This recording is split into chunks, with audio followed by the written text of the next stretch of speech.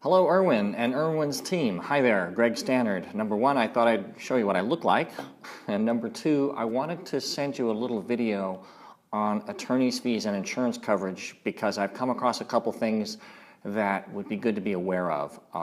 Mostly this, that there is a relatively new phrase in insurance policies that say that attorney's fees are not covered.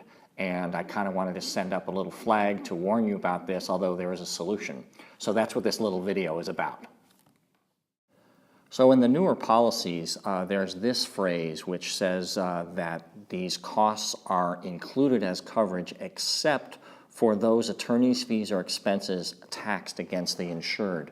So this would be something at the end of the case, and the insurance companies are using this as a way to avoid a cost bill which includes attorney's fees.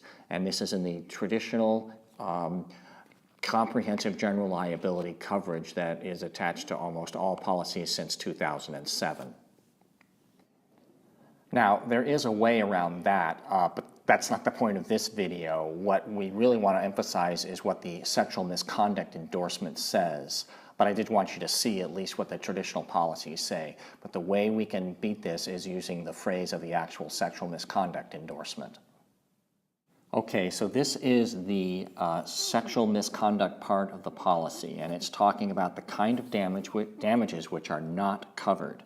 And here it says attorney's fees are not covered, quote, except those awarded in connection with covered damages. So here is the takeaway on this.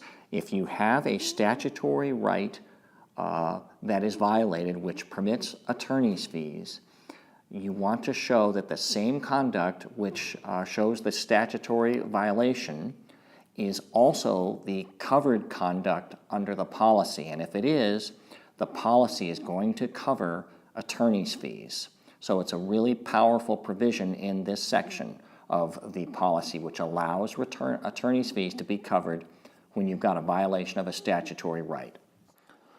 So to sum up, what you're doing here is focusing on the conduct that is forbidden by the civil code that would permit you to get damages and attorney's fees. So here's the question.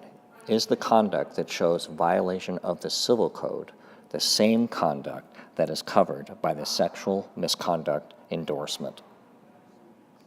So it sounds sort of narrow, but basically it's the non-intentional conduct, or at least gross negligent conduct, that is the kind that's forbidden by the civil code.